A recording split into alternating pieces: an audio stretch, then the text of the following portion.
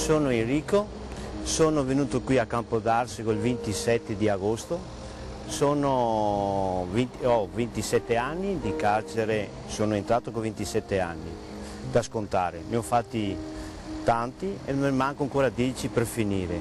Adesso io sono qui perché mi hanno buttato fuori il 27 agosto dal carcere Due Palazzi perché mi hanno dato una diagnosi tumore in fase ormai che ero in fase terminale, pochi mesi di vita.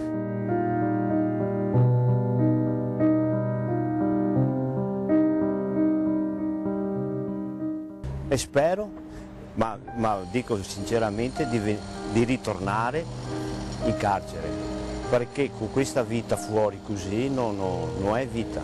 Avrei preferito restare lì e scontare la mia pena, di scontare quello che ho fatto, perché so che ho fatto del male.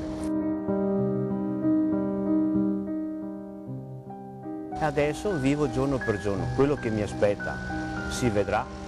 E spero solo di avere il tempo di riannodare certi nodi, certi affetti. C'è una persona, mio figlio, che ci tengo, che abbia un papà, perché ho rubato anche l'infanzia a mio figlio.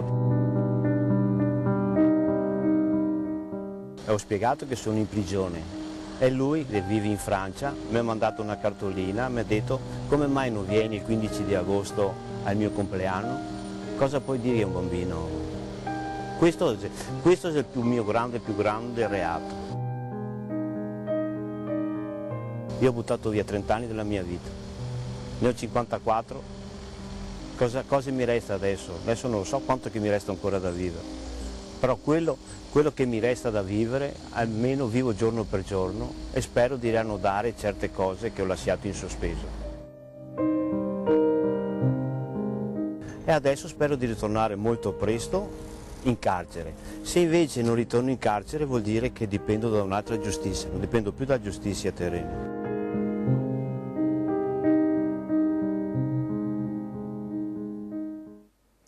Telespettatori, ben ritrovati a Storie di Famiglia. La storia, il racconto di questa sera è quello di Enrico. Lo abbiamo conosciuto attraverso questa bella copertina iniziale realizzata dal nostro Andrea Basso, e questa storia ce la racconterà lui stesso attraverso le nostre telecamere. Con Paolo Trentin siamo andati a Campodarsego, dove Enrico è agli arresti domiciliari.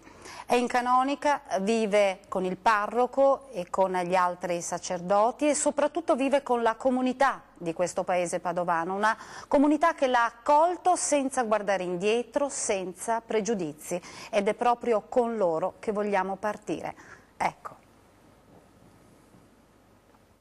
Si può apparentemente immaginare che all'inizio prevalga, diciamo, un po' il timore, un po' la perplessità, anche l'imbarazzo, la curiosità, elementi come questi. Di fatto non abbiamo registrato assolutamente stati d'animo di questo tipo, piuttosto al contrario la comunità si è dimostrata veramente, ha dimostrato maturità e ha dimostrato un gran desiderio di accogliere questa persona senza nemmeno curarsi del suo passato, ma piuttosto riservandogli un'accoglienza calorosa che gli potesse permettere anche di respirare un'aria nuova e di trovarsi in un contesto nuovo per poter affrontare anche le terapie legate alla sua malattia.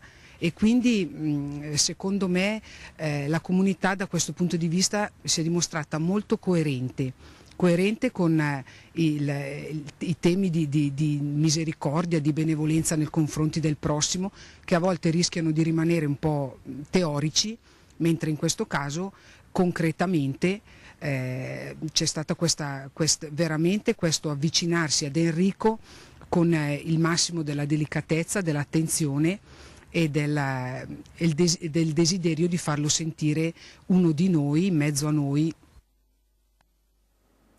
Questa è Sara Bettiati, rappresenta la comunità cristiana di Campodarsego, referente del Consiglio pastorale. Una comunità, questa, di questo paese padovano, che lo ha accolto come in una famiglia, facendosi testimone di misericordia, mai così invocata come oggi, giorno in cui si apre il Giubileo della misericordia. Enrico, lo sentiremo, ha sbagliato tanto nella sua vita e lo ha ammesso. Per questo sta scontando la sua pena, la sta facendo all'interno del carcere Due Palazzi di Padova, ed è proprio lì che ha incontrato, riavvicinandosi a quella fede che lo sta aiutando ad affrontare questa sua brutta malattia, Don Marco Pozza, che è qui con noi questa sera. Don Marco, buonasera. Buonasera a lei e a tutti i telespettatori. Abbiamo conosciuto Enrico, Enrico si è rivolto a lei subito dopo la prima diagnosi di questo male incurabile che lo ha colpito e che i medici gli avevano refertato. Diciamo che la storia di Enrico è una delle tante storie di cui è pieno zeppa la nostra parrocchia del carcere. E la storia di Enrico, ogni volta che me la ripeto dentro di me, ogni volta che lo vado ad incontrare, soprattutto questa sera che si apre il grande Giubileo della Misericordia, mi sembra molto vicina alla rievocazione di quella bellissima pagina dei fioretti di San Francesco, dove si parla del lupo di Gubbio. E tantissime volte alla nostra gente noi raccontiamo che la grandezza di Francesco è stata quella di entrare dentro alla foresta di Gubbio, dove c'era questo lupo cattivo che faceva paura. E nella società il detenuto è un po' il lupo, la persona cattiva. Poi noi ci fermiamo qui. In realtà Francesco ha fatto altri due gesti che sono stati gesti grandiosi, che raccontano la grandezza anche di questa parrocchia. Innanzitutto il primo gesto, dopo aver addomesticato il lupo, è stato quello di ritornare nella sua città, Gubbio, bussare alle porte e dire alla gente: guardate, io l'ho conosciuto il lupo, fidatevi, non fa più paura. Ed è bellissimo come va a finire poi quella pagina memorabile dei fioretti di San Francesco, dove si dice che un giorno il lupo è morto a Gubbio, come muoiono tutte le persone e tutti gli animali, ed è successo un fatto straordinario, che quel giorno che è morto il lupo la gente è uscita dalle loro case, si è ritrovata in piazza e si sono scoperti tutti con le lacrime agli occhi, perché il lupo da avversario era diventato amico. Io penso che non c'era un modo più bello per cominciare stasera il grande Giubileo della Misericordia che a raccontare che cos'è la misericordia. Non è altro che un avvicinarsi, nel mio caso, a questi lupi, poi a ritornare alle porte della mia città, dire: guardate, fidatevi, come a Campodarsego, il lupo non fa più paura. Nella speranza che un giorno, invece che piangere un lupo come Enrico che muore, noi un giorno possiamo essere qui a festeggiare la risurrezione di un uomo. Io credo tantissimo nella risurrezione dei morti, ma siccome mi sa tanto da avvenimento che necessita del tempo, nel frattempo, per non stare con le mani in mano, io credo nella risurrezione dei viventi e penso che la storia di Enrico sia una storia che può diventare una storia di risurrezione. E allora cominciamo subito con il racconto di Enrico, quest'uomo che abbiamo incontrato all'interno della canonica di Campodarsego subito dopo le sue 2 ore di libertà. Erano da poco passate le 11. Sentiamolo.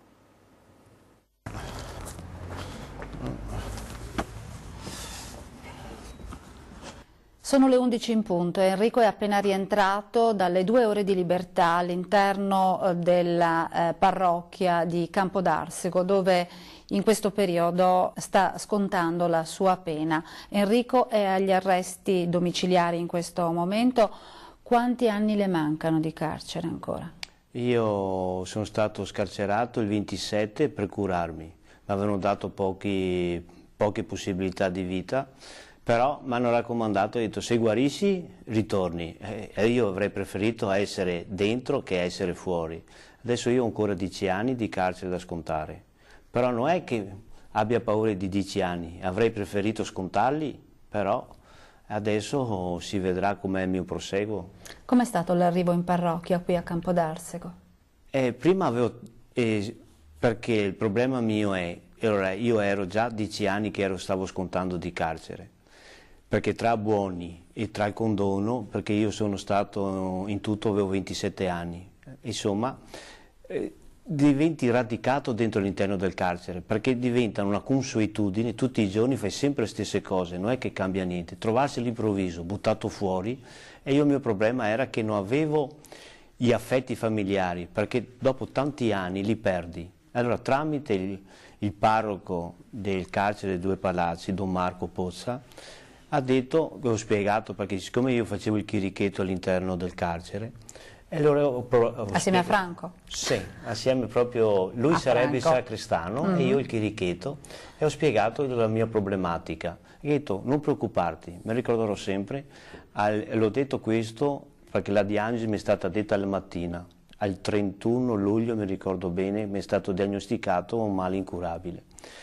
Alle 9:30, 10, ho detto subito a Don Marco, e alla sera alle 5 è venuto, mi ha detto, guarda, questa parrocchia ti accoglie. E all'improvviso resti sorpreso, e anche dici dove vado, con chi trovo, non sapevo niente. Dopo c'è stato tutto un susseguirsi, il 27 di agosto sono stato scarcerato, però non ti dicono niente prima, perché hanno fatto il dirigente sanitario, mi ha diagnosticato incurabile e ero incompatibile col carcere. Mi hanno buttato fuori all'improvviso. Si è ritrovato all'aria aperta? All'aria aperta. La prima cosa che ho chiesto è stato un stendino per mettere le cose a stendere, perché tutte bagnate. E dopo ti guardi in giro perché hai mille paure. E non c'era Don Leopoldo, sarebbe il parroco di Campodarsego, che è arrivato alla sera perché era il Grest sui montagna con Quindi i lei ragazzi. l'ha conosciuto in quel momento lì? Sì. Non l'aveva mai visto prima? Mai visto. E la prima cosa che vi siete detti?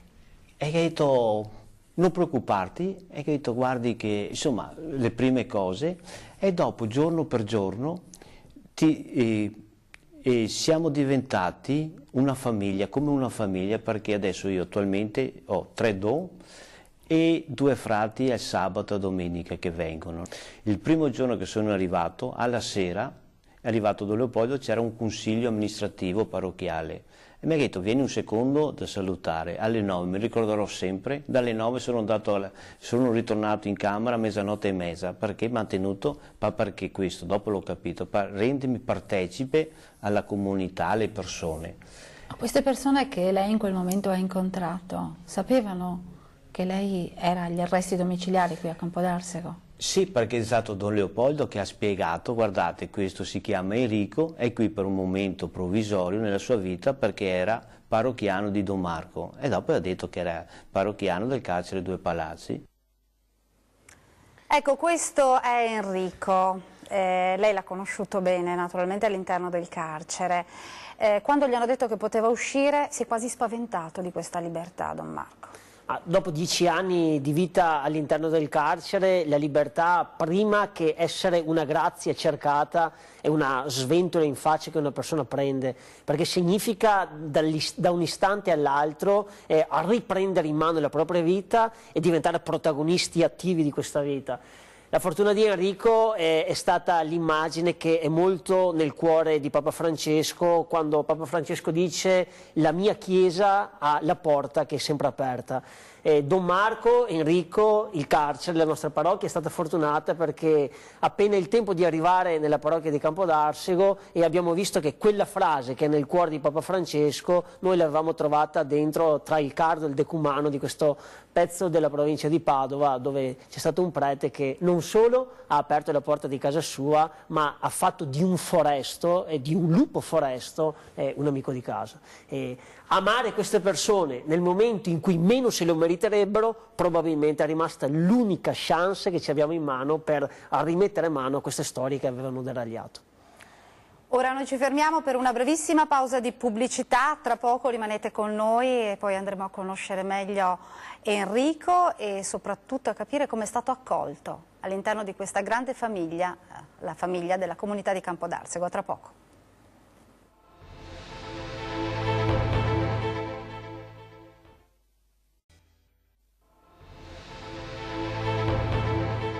Inizialmente c'erano anche delle piccole paure, chi lo seguirà, ecco, chi riuscirà a stargli dietro e se la malattia si aggrava da subito e per i pasti e si troverà bene qui, insomma poi le cose pian piano si sono sciolte, insomma anche con grande semplicità da una parte e secondo me con grande apertura e generosità della nostra comunità dall'altra parte. Ecco, abbiamo conosciuto Don Leopoldo, che è il parroco di Campodarsego, una comunità che ha aperto le braccia e ha accolto con generosità quest'uomo. Io penso che Don Leopoldo, oltre che essere un confratello, è un sacerdote, fa parte anche di quel gruppo ristrettissimo di amici che assieme con me, senza nessun addestramento, ci siamo vestiti un po' da esploratori. Come è successo ai tempi di Mosè, quando dovevano entrare nella terra promessa, c'è stato qualcuno che ha dovuto andare a vedere di che cos'era fatta questa terra promessa, perché c'era la paura di trovare magari qualcosa di ingestibile. Assieme con Don Leopoldo, con Don Fabio, con Don Roberto, con questo gruppo di sacerdoti, che cosa stiamo facendo di eccezionale? Nulla. Stiamo facendo quello che farebbe una mamma nei confronti di un figlio che, pur bandito, magari rimane sempre un figlio. Stiamo tentando di metterci la faccia. E quindi metterci la faccia significa tentare di aprire delle strade nuove, tentare di prendere queste storie che sono andate fuori dal binario, tentare di rimetterle dentro, con un grande guadagno che per chi non le vive è difficile anche da immaginare, che mentre tentiamo di rieducare queste persone scopriamo noi stessi che stiamo diventando degli uomini diversi, scopriamo che anche la nostra umanità si va formando. Ecco allora che una porta aperta che una comunità pone ad una persona difficile, come può essere la figura del detenuto, in realtà ti accredita un guadagno meraviglioso, che ti fa sentire più forte nella tua umanità, ma soprattutto, questa è una cosa eccezionale, ti fa alzare la mattina, come sta capitando a me in questi anni, e metti in conto anche di poter sbagliare durante la giornata e ti senti profondamente libero. Ma l'importante è tentare di dare una mano e di allargare le braccia a queste persone. Sì, e soprattutto non aver paura, perché l'uomo, anche l'uomo più infelice, se trova qualcuno che gli si siede accanto e gli stringe una mano, lo diceva anche Don Bosco, per quell'uomo può iniziare una nuova primavera. E allora continuiamo ad ascoltare la storia del nostro Enrico. E queste persone l'hanno accolta? Sì, mi hanno accolto perché... Senza pregiudizio, Enrico? Senza pregiudizio, perché io posso dire sinceramente che qui sono venute delle persone a chiedermi come che stavo, sono venuti qualche ragazzo a prepararmi da mangiare perché avevo bisogno di ferro, e su un articolo è venuto fuori che bistecche di cavallo, è venuto qui a fare da mangiare e ha portato bistecche di cavallo, tutto quanto le ha fatte lui. Più dopo altre piccole cose, piccole segni di affetto, dimostrazione che resti, perché non lo pensi mai questo, perché vivendo una vita tutta al di là della vita cosiddetta normale, resti spiazzato perché vedi certe realtà, certi affetti, persone mai viste, come va. E posso dire solo una cosa. Dimostrazione che lei non aveva mai avuto nella sua vita? No, perché manifestazioni così io rifiuti gli affetti, li rifiuti perché? Perché se fai una certa vita non puoi avere gli affetti come una famiglia normale, perché io purtroppo da giovane ho fatto una vita in giro per il mondo da solo, perché hai abbandonato la famiglia, perché se fai una certa vita, allora quello che è illecito è giusto, quello che ti insegna la famiglia è sbagliato, prendi i cosiddetti amici sono la tua famiglia, allora se vai via con loro, gli affetti veri... E se questi amici non sono dei buoni amici si finisce prima o dopo in carcere, come è successo a lei, Enrico? Però all'epoca, col senno del poi, è vero, perché quei cosiddetti amici, e la vita la fai, quello che, come posso dirti, quello che vivi al momento, i valori, quello che è sbagliato, all'epoca era tutto giusto, perché gli altri non capivano niente, invece noi eravamo quello che capivamo tutto. Invece, questo era quello che pensavate? Quello che pensavamo, si pensa quando si è perché giovani. siamo trovato tutti ragazzi giovani, ma diversi, che siamo andati avanti con questo mondo cosiddetto a delinquere, però tutto un crescendo, perché cominci a fare piccole cose, poi è un crescendo, poi diventa una malattia perché salta fuori una competizione, chi fa di più è meglio, chi diventa il più bravo. È un controsenso. Quindi però, si diventa drogati di malavita? sì, si diventa drogati perché tu vivi in quel mondo dalla mattina alla sera, ma non è che vivi e fai qualcosa ogni tanto, è tutto un crescendo, fai tutti i giorni, diventa una consuetudine, non senti più quello, qualche paura, qualche remore, non la perdi, perché? Perché diventa normale. Quello per una persona che lavora, questi dicono, questi qua, ma siete tutti matti, però non è, per noi i matti erano gli altri, noi eravamo nel giusto, però adesso col senno del poi scopri che con questa vita perdi gli affetti, perdi la famiglia, io avevo una famiglia, la perdi, perché un conto resti fuori dalla vita cosiddetta normale un periodo ristretto, però se resti via tanti anni, adesso io l'ultima carcerazione sono 10 anni che ero via, però su questa ultima carcerazione mi è successo di fatti, è morta mia madre, mi è nato un figlio. È morta una persona cara. Suo figlio è piccolino adesso. Solo 10 anni, è nato quando lei era in carcere. Sua moglie era in gravidanza quando lei è stato arrestato. È finito. E io posso solo dire grazie ancora che mia moglie per poco, perché stiamo facendo le carte del divorzio, ma perché posso solo dire che mi ha portato il piccolo. La prima volta, 15 giorni fa, sono stato con mio figlio tutta una giornata. Gli ho fatto da mangiare, abbiamo giocato qualcosa assieme. Il suo bambino è venuto qua? Sì, mi ha portato la mamma, come che aveva saputo che della malattia, mi ha portato subito il 17 di agosto, perché mio figlio compie gli anni il 15 di agosto. Lui mi ha portato subito il 17 di agosto, il compleanno, come regalo mi ha portato il piccolo, perché il piccolo andiamo a trovare papi. Perché mio figlio in Francia mi parla in francese, perché fino a 4 anni e mezzo è stato qui in Italia. E dopo sono andati in Francia perché la vita fuori continua. Suo figlio sa che lei è in carcere? Ho spiegato a mio figlio che sono in carcere e lui mi ha mandato fotografia, che si è fatto fotografia da carcerato per farmi capire che lui è vicino a me. Però di tante cose che ho fatto, ho rubato l'infanzia di mio figlio, perché la mamma mi ha detto che aveva fatto i compiti e si è bloccato, ha chiamato la maestra, che ha detto quando che ha fatto un compito di Natale, che ha chiesto con tuo papà cosa hai passato le feste, cosa hai fatto, e mio figlio si è bloccato. E quello resti. E mio figlio, gli amici che si è fatto, tuo papà cosa fa? Perché è normale. Cosa gli risponde? Che risponde che è in carcere, è galeotto. E poverino, adesso risente, adesso speriamo che quello che ho fatto a lui non si perda la figura del papà.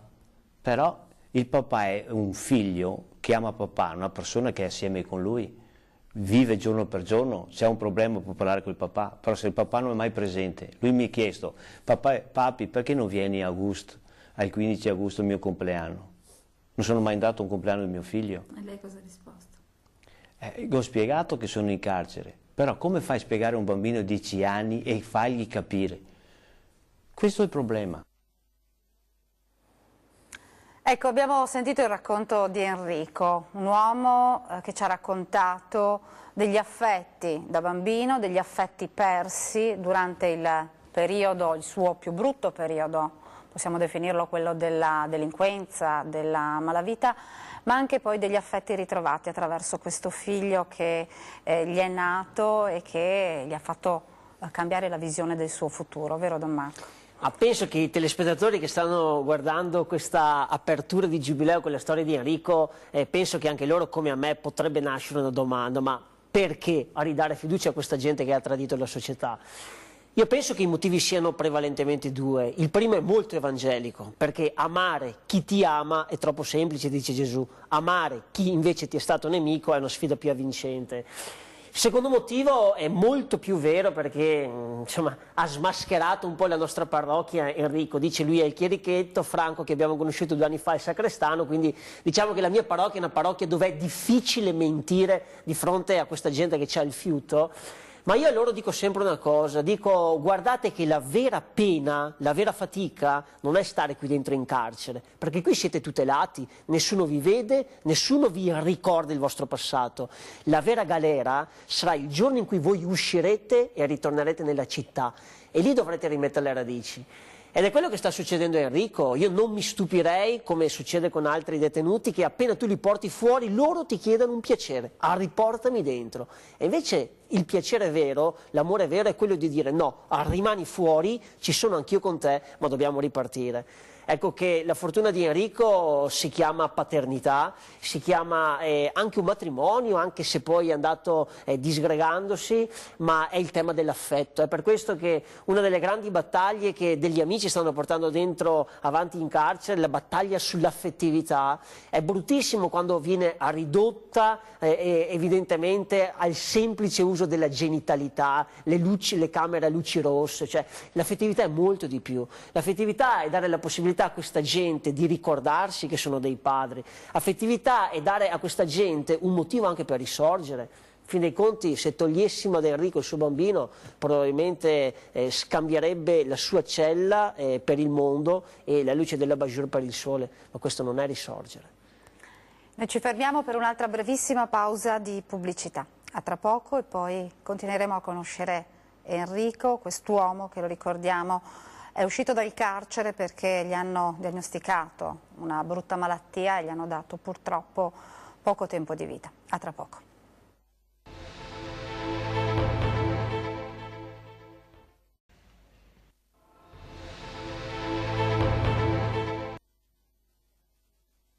Ci sono cose che non rifarebbe Enrico? Io quello che ho fatto non rifarei quello la mia vita, ma col senno del poi, quello che ho fatto, ormai l'ho fatto. Ho fatto del male, ho fatto il codice penale, l'ho fatto tutto, solo non ho ucciso, questo non ho ucciso, non ho mai cercato, però ho fatto sempre dei reati, è giusto che io paghi. Io preferirei essere in carcere e scontare la mia pena, però adesso sto affrontando tutta un'altra pena, perché la pena, quella che sto scontando adesso, il carcere, finora ho fatto 30 anni di carcere. Le dico sinceramente, io ho cominciato purtroppo a 17 anni la prima volta dei minorenni a Treviso ero. È stato un crescendo, ho fatto fino a 30 anni adesso, ne ho nati 10, ne ho 40. Finito la mia pena avrei per rieducarmi, perché ho la cosiddetta delinquenza abituale, avrei 2 anni di colonia agricola a Isili. Finita quella, avendo anche l'abitualità, avrei 2 anni di casa di lavoro a Modena per rieducarmi. Bene, ho 54 anni, dovrei fare altri 10 anni di carcere, devo fare 2 anni di colonia agricola, 2 anni di casa di lavoro, non so. Adesso si vedrà, però la mia pena non è tanto quella terrena, quella mia pena è un'altra pena, ho la sofferenza di quello che sto affrontando adesso. E adesso non so quello che mi capiterà. La malattia. La malattia. La malattia, quando che ti dicono affronti una cosa che non sai, all'inizio pensi 1000 cose, ti dicono hai pochi mesi di vita, ti passa la tua vita, ti passa quello che hai fatto, quello che ti rimane. Io prima inizialmente pensavo mi succede questo, mi succede quello, poi invece adesso, dico sinceramente, non ci penso più. Perciò adesso devo continuare queste cure, sto facendo chemio, radioterapia, però adesso devo farlo 3 mesi. Dopo 3 mesi si vede se è rimpicciolito, perché questo primo momento non si rimpicciolisce proprio poco. Però se rimpicciolisse avrò la maniera di farmi l'operazione e si vedrà il proseguo, perché dopo ogni qualvolta può cambiare nel bene o nel peggio. Oggi sono una maniera, altri un'altra cosa. Adesso una settimana fa ho dovuto andare in ospedale perché mi era rotto tutto il naso, avevo tutto perdite di sangue, perché dopo ci sono gli effetti collaterali, perché sì, si deve distruggere, però ti fai, aumentando le radiazioni, perché per rimpicciolirlo, fai danno anche ai cosiddetti danni collaterali.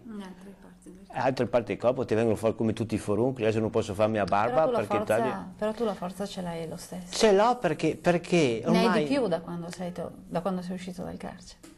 Ma perché? Perché ti senti rinforzato, perché vedi tutto un contorno di persone che ti stanno dietro, che hai bisogno di qualcosa, sono lì a sostenerti. E tante cose. Cambia la prospettiva della vita. Prima avevo fatto un programma di fare certe cose, avevo messo già, ti fai tutto un castello, adesso il castello basta, è crollato, però primo momento sono stato, dopo ho detto, o ti piangi addosso e cosa che fai? Prendi la corda al collo e ti picchi, oppure parte dentro di te qualcosa che ti fa forza di andare avanti, perché se non ti fai dentro mentalmente è meglio che viva giorno per giorno. Se sono stanco, i dottori hanno detto, se sei stanco ti fermi, devi andare dietro il tuo corpo. Prima non accettavo la perdita del corpo, la sofferenza, la forza, perché ti senti stanco, delle volte alle 8 di sera mi tocca buttarmi a letto perché sono distrutto. Dopo la notte dormi 2 ore e dopo devo andare su e giù per il bagno, ho altre problematiche varie, però non sto qui a lamentarmi perché devo vivere il giorno come che viene, perché che si fa? Chi ti ha dato questa forza? Ma esiste un sostegno anche, va bene, sono nella casa del Signore, però è un controsenso quello che sto dicendo, però da piccolo dovevo andare a fare... Però mio papà non ha firmato delle carte perché mia mamma voleva mandarmi al collegio, perché c'era il padre del mio paese che diceva guarda il ragazzo se è bravo sarebbe perfetto come prete, e mi dava anche un tot di retta. E invece poi mio papà, perché eravamo in 5 fratelli e sorelle, insomma la casa contadini, famiglia, era una mano in più, no? E non ha firmato, va bene. Passato il tempo ho fatto tutto un altro percorso e adesso mi sembra essere ritornato da bambino, quando che mia mamma mi portava dai preti su, però posso dire che mi sono avvicinato molto alla fede nell'ultimo periodo, perché mi è successo certe cose e stavo facendo un percorso di 3 anni e mezzo dei catecumeni che entravano a Padova. Bene, questi catecumeni ora vengono a trovarmi in ospedale, sono venuti qui a trovarmi, se ho bisogno di qualche presenza vengono, quando faccio la chemio sono lì presenti, più ci sono altre persone di volontariato dall'interno del carcere che vengono a trovarmi come che sono in ospedale. Hai trovato una grande famiglia? Allargata ma molto, non pensavo che ci fosse così tanto, perché a volte dico, ma perché?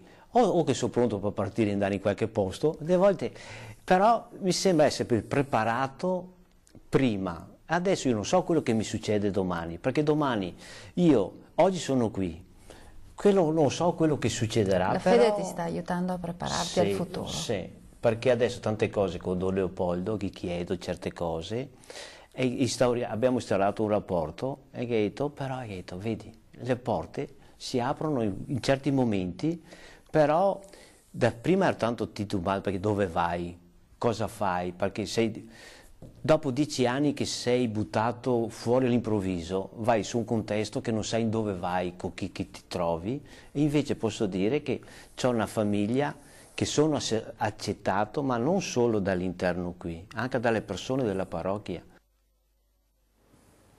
Abbiamo sentito il racconto di Enrico, quest'uomo che ha detto la gente mi ha fatto cambiare la mia prospettiva di vita dopo che, lo ricordiamo, gli avevano dato poco tempo da sopravvivere a causa di una brutta malattia. Un uomo sereno, quasi felice. Diciamo che è impressionante la crudeltà reale con la quale Enrico parla anche di questo momento, che dietro ad un sorriso è un momento tragico per la sua vita. Eppure dietro a queste storie qua c'è sempre un lato di sorpresa che mi affascina, perché questa gente, Enrico, Franco, tanti dei miei parrocchiani, una mattina si sono alzati e hanno pensato di essere Dio. Dio nei confronti degli altri uomini, hanno messo in piedi sistemi criminali, si sono sostituiti alla provvidenza, ne hanno fatto di tutti i colori. Poi ad un certo punto, magari come nel caso di Enrico durante la malattia, scoprono per davvero che Dio esiste, ma l'altra scoperta è terribile, scoprono che Dio esiste ma non sono loro Dio. E quindi questa variabile, no, che tante volte non avevano calcolato nella loro vita, è impressionante che cosa riesca a fare, è una piccolissima fessura che riesce a scardinarti un muro di cemento armato. Lui prima usava un'immagine bellissima, dice il castello è crollato. È meravigliosa quell'immagine, perché le pietre che sono crollate in questo momento non sono buttate via, sono le stesse pietre con le quali altre persone, dietro alle quali ci credo profondamente che è nascosto Dio, altrimenti questa gente non la ameresti, con quelle stesse pietre si cerca di ricostruire una città nuova, una storia nuova. Ed ecco allora che è impressionante, forse anche, lo riconosco, no? È umanamente immeritato questa cascata d'amore che c'è nei confronti di gente che non ha amato nella vita. Eppure forse è vero quello che dice la liturgia, che la vendetta viene disarmata dal perdono. E penso che questa storia di Enrico sia proprio una pagina concreta, profuma di realtà, anche di crudeltà, di che cosa significa che l'uomo, se tu lo ami e lui si sente amato, diventa capace di prospettive nuove, di prospettive anche sorprendenti. Una cascata d'amore che la comunità di Campodarsego ha dato ad Enrico, una comunità che però attraverso le parole di Don Leopoldo, il parroco, ci dice che ha anche avuto tanto in cambio. Sentiamolo. Adesso stiamo vivendo questo legame, questo rapporto familiare, insomma, con lui che fa bene, ecco, fa bene a noi che viviamo qui in Canonica e fa bene anche alla nostra comunità. Ecco, speriamo faccia bene a lui, che lui anche attraverso questo trovi forza, ecco, per lottare, ecco, per la sua malattia e per la sua famiglia. Ecco, questo è Don Leopoldo, il parroco di Campodarsego. Con lui a Campodarsego abbiamo incontrato anche Suor Norma Manni, che è la dirigente della scuola per l'infanzia. Anche lei, assieme alle tante persone della parrocchia, sono diventate amiche di Enrico. Sentiamo che cosa ci ha detto quando l'abbiamo incontrata. Lui è affettuoso, è spigliato, è sereno, è tranquillo, viene, ci incontra, si fa voler bene e noi lo sentiamo uno di famiglia. Ecco, una famiglia. Lui ha trovato una famiglia, probabilmente questo è il motivo per cui il nostro Enrico è così felice. Sì, e dietro a delle pagine di delinquenza alle quali nessuno ha mai guardato in questo momento, c'è un episodio che la dice lunga sull'affetto che questa gente riconosce nel cuore. Penso che dopo 10 anni di galera continuata ci siano tante cose che uno sogna di poter fare: bere un caffè, entrare in un'osteria, andare a mangiare, non so io, un piatto di pesce, telefonare ad un amico. Dopo 10 anni di carcere, il primo gesto che ha fatto Enrico, il primo minuto di libertà che lui aveva, è stato quello di suonare il campanello delle suore di Campodarsego e di andarle a salutare. E quando io gli ho chiesto il perché, lui me l'ha spiegato con una semplicità che per me è imbarazzante. Mi ha detto: mi ricordo quel giorno che loro sono venuti in carcere a trovarmi, per me era un debito che dovevo ridare loro, quello come primo gesto di andare a trovare loro. E penso che questo significa che quando tu semini amore, l'inferno scompare, nasce il paradiso. E dopo andremo a conoscere, andremo a vedere anche che cosa fa Enrico in quelle 2 ore di libertà, di piena libertà, perché alla fine lui fino alle 11 del mattino, dalle 9, se non erro, dalle 8:30, 9, lui può girare per il paese, gira per fare delle commissioni per il parroco, per la canonica, ma andremo a vederlo subito dopo, una breve pausa di pubblicità.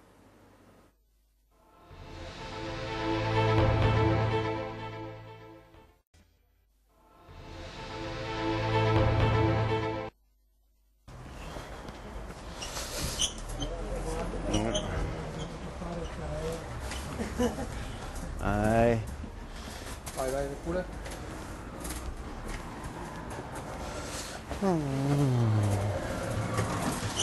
Aspetta. Oh. Io vado sempre, no, Sì, ma però deve adesso non essere. può venire in chiesa. E adesso se questo qua si riesce a andare.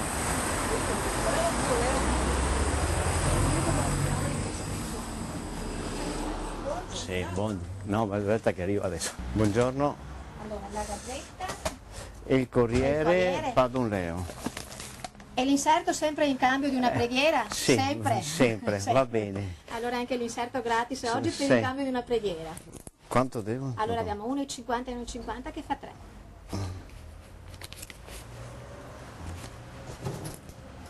E 2 che fa 5. Boh. Grazie. E buona giornata. Va bene, anche se ho avuto un Radonleo dopo ora. Senz'altro. Boh, Grazie, salve. buona giornata. Grazie altrettanto.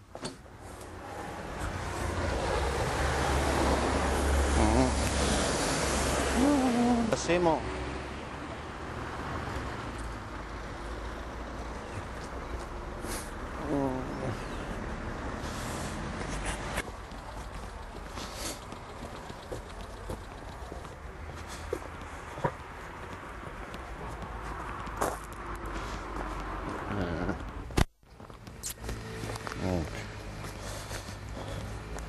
Allora, questo è qua mi ha detto dall'inserto passo a preghiera. Ottimo. Ah, Cristina? Boh. No.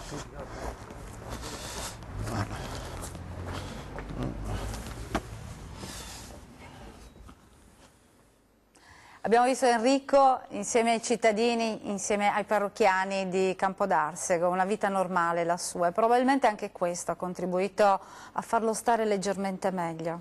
Ma sono un po' strano che una persona che ha frequentato questi posti in tutt'altre vesti chieda buongiorno, permesso, paghi con dei soldi che si spera siano veri, no? Ma al di là della battuta è bello vedere che la vita comunque rinasce e deve rinascere dentro a quella quotidianità, dentro a quella ferialità che in tempi passati, in tempi malandati, a volte è stata tradita. Quindi quando si sente parlare della rieducazione di un detenuto, per me personalmente penso che questa è la vera rieducazione. Certi carceri, come sono costituiti, come sono organizzati, non servono a far ragionare le persone.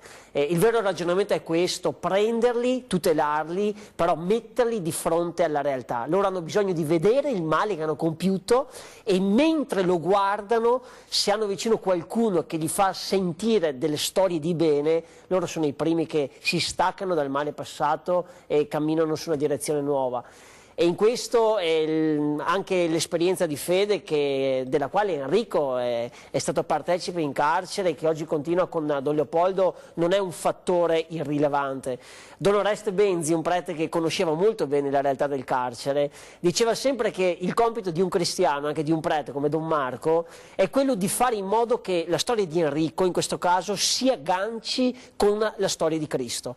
A volte non ci riusciamo, falliamo, è vero, ma quelle poche volte che riesce questo aggancio, diceva Don Oreste, questa gente non torna più indietro. È troppo bello scoprire che fare il bene ti dà anche una serenità del cuore. Poi lo vediamo in queste immagini in cucina, perché lui si diletta anche a cucinare, e lo vedi proprio il clima. Il momento più importante, che è la convivialità, il momento del pranzo, della cena con queste tre persone, questi tre fratelli possiamo definirli, perché sì, per lui sono diventati dei fratelli. Sì, che poi non sono mai tre, perché sono 5, sono 7, è diventato un po' un incrocio e un crocevia di storie, anche di storie di speranza, di storie di confidenze, e per me è stata una scoperta, assieme anche con Don Leopoldo, vedere che cosa può fare il talento grezzo di un uomo come Enrico, di un uomo con un passato anche frastagliato, quando tu lo metti in una condizione di bene. È una cosa incredibile la bonifica dei rapporti umani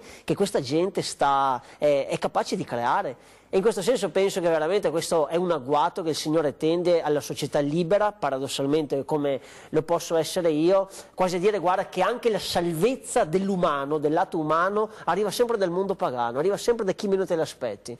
Penso che nessuno a Campodarsego e in tanti altri posti si sarebbe aspettato che a sciogliere certi nodi, a rendere più forte un certo gruppo di persone, a ricostruire anche dei pezzi di comunità, fosse spettato ad un detenuto. Eppure questo, nell'anno della misericordia, se noi diamo fiducia a quello che racconta Papa Francesco, questa non sarà l'eccezionalità, sarà la normalità di chi per davvero crede che con la misericordia si può ricostruire i cocci che sono andati perduti.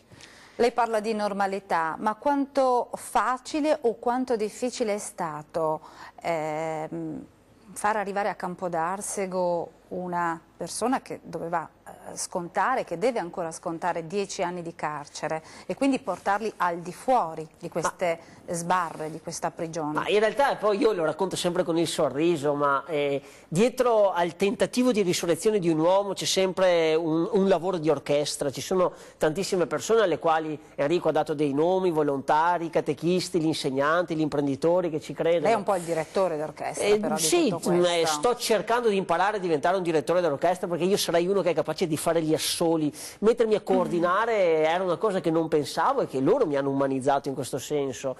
Quanto è difficile, penso che abbia lo stesso indice di difficoltà che ci ha avuto mia madre nel cercare di fare di me un ragazzo apparentemente educato. Penso che c'è lo stesso indice di difficoltà con Enrico, Dio faccia la stessa difficoltà che fa con me a convertirmi. La vera difficoltà per me, che sono cresciuto in un ambiente in cui la misericordia era un concetto molto astratto, quasi sconosciuto, perché gli uomini sbagliati esistono ma non posso essere io. Penso che la vera fatica è quella che diceva Victor Hugo nel capolavoro nei Miserabili, quando diceva che nessuna perla si scioglie nel fango.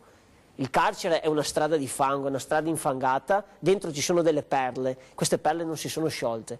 Il mio lavoro è quello di sedermi per terra, tirare su una perla e dire alla gente: vedete, nell'inferno c'è anche qualcosina che non è inferno, ve lo voglio raccontare. Questa era una storia che mi piaceva raccontare. Lei l'ha raccontata e la comunità di Campodarsego, sempre attraverso la nostra Sara, la referente del Consiglio pastorale, ha capito che era una perla di valore. Sentiamola. Per me è stata un'opportunità per interrogarmi veramente anche sul valore della libertà e soprattutto per poter far marcia indietro rispetto al desiderio che a volte si prova di esprimere giudizi sugli altri. È stato un modo anche perché ognuno di noi potesse interrogarsi sul valore proprio della libertà. Poi Enrico è così spigliato, ha un tale amore per la vita che anche questo è risultato contagioso, proprio contagioso. Ecco, abbiamo visto che il nostro Enrico, diciamo nostro perché ormai è diventato familiare, ha contagiato anche la comunità di Campodarsego, voglia di libertà, voglia di riprendersi in mano la propria vita, il proprio futuro. E voglia anche di organizzare il futuro sulle fondamenta di un passato nel tempo presente. E qui c'è dentro la meraviglia di Sant'Agostino quando diceva: il passato è una memoria, il futuro è un'attesa, il momento presente è una visione. E penso che guardare in faccia la propria storia, l'unica storia che si possa raccontare, penso che sia il punto di partenza per essere rispettosi nei confronti della propria storia e per essere altrettanto rispettosi nei confronti di quelle storie che, per delle responsabilità di queste persone, oggi sono storie che stanno piangendo.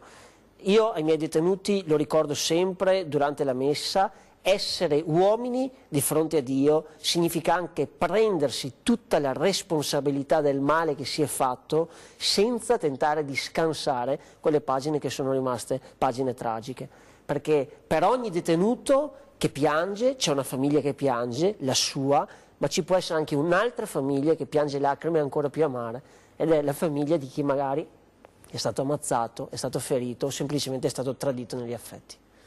Ora ci fermiamo per un'altra brevissima pausa di pubblicità e poi avremo l'ultimo racconto del nostro Enrico, un racconto importante perché è proprio qui che ci dice quanto importante è stato per lui riprendersi in mano la propria vita attraverso la fede. A tra poco.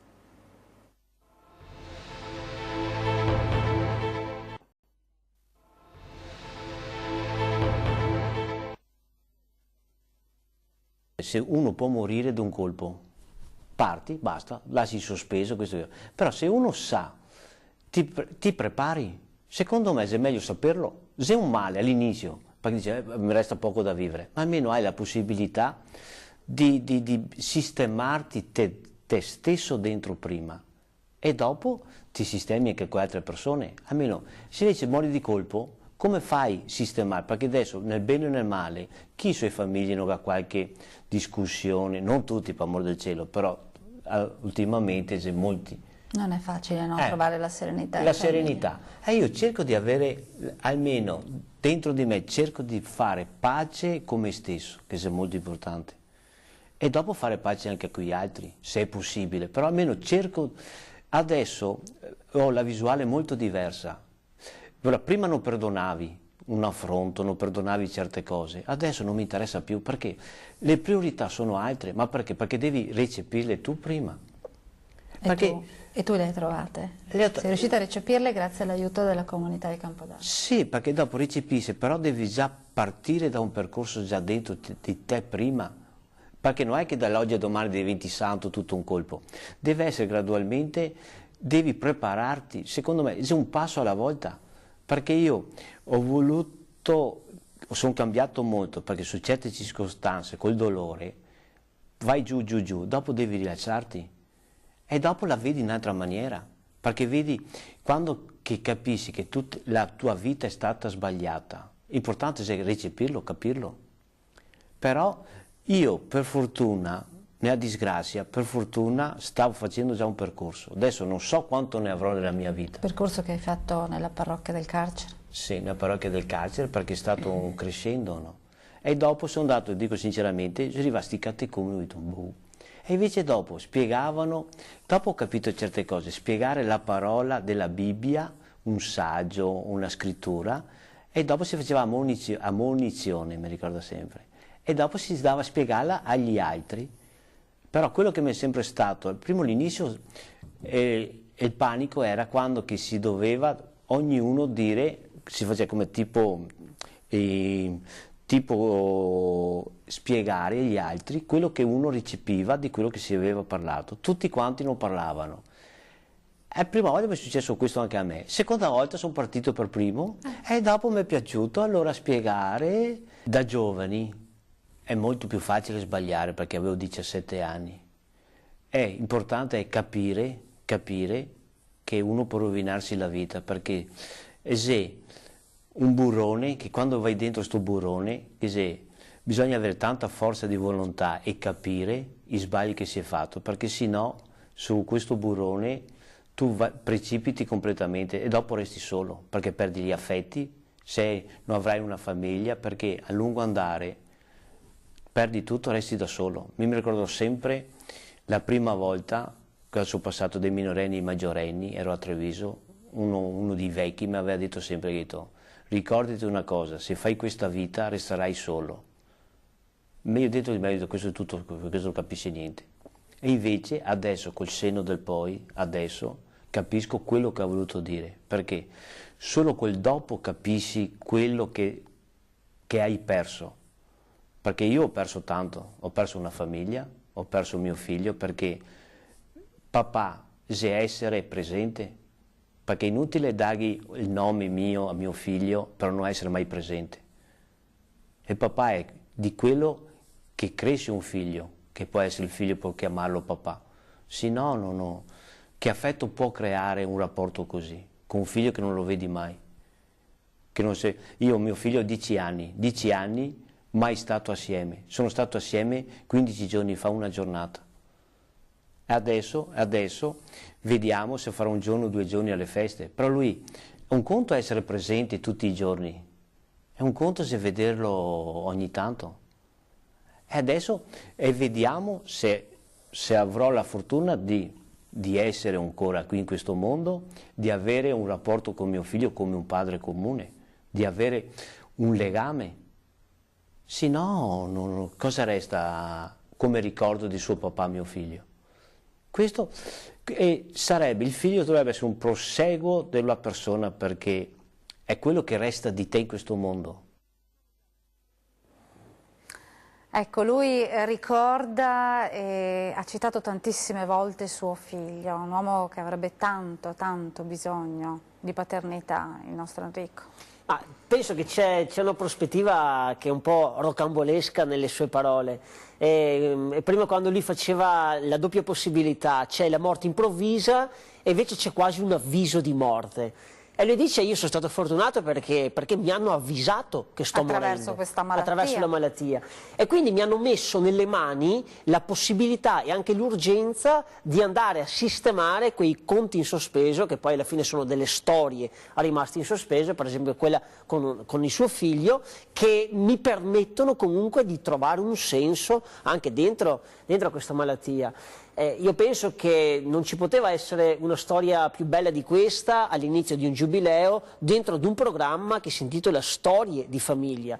Questa è una famiglia che vive lontana chilometri, ma che è tremendamente vicina nei pensieri, nell'affetto, nella sofferenza, che ci fa capire per davvero che laddove non arriva la giustizia, e tante volte la giustizia non arriva o fallisce, non è la fine. Ci può qualcosa solo l'amore. L'amore per un figlio, l'amore per una donna, l'amore per se stessi, che però ti permette di riprendere in mano la tua vita anche sul limitare della morte e di tornare protagonista della tua vita. Qui sono due le possibilità, ad Enrico non gliele abbiamo mai nascosta. La prima è che a Campo d'Arsego, come a Gubbio, la gente pianga. Perché? Perché il lupo è morto. Allora significherebbe per davvero che vale la pena bussare alle porte e dire diamoci un gesto di fiducia. La seconda possibilità è che questo lupo, Enrico, possa guarire, ed è il nostro sogno, e ci ritorni in carcere, per portare in carcere l'annuncio più bello, ovvero sia che nel mondo fuori c'è ancora gente che è capace di rispondere all'odio che loro hanno usato con un gesto di amore. Quindi sono due possibilità, entrambe sconvolgenti. Un gesto d'amore, quello della comunità di Campo d'Arsego, che ha accettato Enrico in parrocchia senza guardare a quello che Enrico aveva fatto. Sentiamo. Sostanzialmente noi non ci siamo interessati di ciò che Enrico aveva fatto e nessuno gliel'ha mai chiesto, ci siamo interessati di lui come persona, delle sue esigenze, della sua domanda di vita, ecco, quindi rispetto anche alla malattia, della sua famiglia. Ecco, per noi è stato un momento davvero emozionante quando è arrivato qui il figlio, la compagna, l'altra figlia che la compagna ha avuto con un altro compagno, ma è stato davvero un momento emozionante per tutti noi, quindi potremmo dire noi ci siamo interessati di lui. Ecco, non abbiamo sentito voci scettiche, però credo questo riguarda, credo, un po' il cuore grande, anche intelligente, ecco, secondo me, della comunità di Campo d'Arsego. Un cuore grande, quello della comunità di Campo d'Arsego. Concluderemo poi con una frase di Suor Norma che ci ha particolarmente colpito. Tutte le comunità, soprattutto in questo inizio di giubileo, in questo periodo di giubileo, dovrebbero aprire sì le proprie porte, ma anche il proprio cuore. Certo, a me più che i verbi coniugati al condizionale dovrebbero, mi piacciono i verbi coniugati al presente. Il presente dice la concretezza, no? Le parrocchie aprono le porte. Non siamo così ingenui da non capire che l'episodio della parrocchia di Campo d'Arsego non è la normalità, però non è nemmeno l'eccezione. Sono quei tentativi di esplorazione che noi stiamo facendo e che in tante parti del mondo altri preti nell'anonimato più completo portano avanti con costanza, perché siamo convinti di una cosa, che il mondo non si cambia con le opinioni, si cambia con la testimonianza. E unita a questa certezza sono anche profondamente convinto di una cosa che ho messo come caposaldo, non del mio sacerdozio, della mia umanità, che il muro di Berlino non è mai caduto. È una bugia dire che è caduto il muro di Berlino. Il muro di Berlino è stato fatto cadere da qualcuno che a forza di colpi di entusiasmo e di colpi di sogni ha detto la storia può cambiare, io provo a fare qualcosa. Noi nel nostro piccolo stiamo tentando di fare questo, di buttare giù qualche muro. A volte ci facciamo del male con i calcinacci che cadono, a volte i muri li scavalchiamo, a volte i muri, dentro al muro si apre una porta come questa che ci fa dire allora le cose possono cambiare. E noi ci intestardiamo a credere che le cose non cambieranno, stanno già cambiando. E noi la ringraziamo, Don Marco, la ringraziamo per essere venuto nostro ospite, ma la ringraziamo soprattutto per quello che sta facendo all'interno della sua speciale parrocchia, perché lo ricordiamo, lei è il cappellano del carcere Due Palazzi di Padova. Sì, che per un anno intero è una scelta controcorrente, sorprendente. Il vescovo Claudio, il vescovo di Padova, ha scelto di far diventare una chiesa giubilare, assieme con il Duomo di Padova, con la Basilica di Sant'Antonio, con il Santuario di San Leopoldo. A noi personalmente fa un po' specie che la nostra chiesetta di Galera diventi un santuario nel quale andare... Enrico e Franco fanno da sacrestano e da chierichetto. Sì. Due banditi più il terzo che fa da sacerdote, e dentro, scusateci la familiarità, dentro noi ci divertiamo a scoprire ogni giorno che il peccatore è il divertimento di Dio. E sapere che lavorandosi nei peccati Dio si diverte mi fa sentire profondamente uomo anche tutte le volte che sbaglio. Questo per me sarà il mio giubileo della misericordia, aver misericordia di me stesso.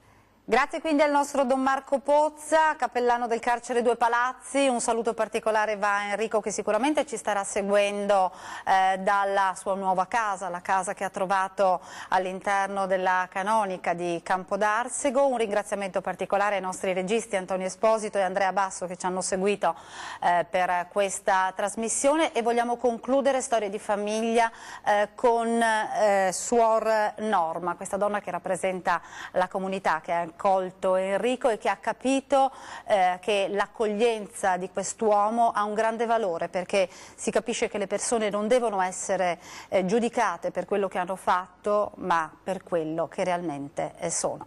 È tutto per Storie di famiglia, grazie per essere stati con noi, arrivederci. Il rapporto con Enrico è un rapporto buono, l'abbiamo accolto come uno di famiglia. Però siamo stati aiutati in questo, perché Don Marco ci ha fatto una presentazione di lui molto bella, e alla conclusione del suo discorso ci siamo ripresi in mano quello che dovremmo fare sempre, quello di guardare le persone per come sono e non per quello che fanno.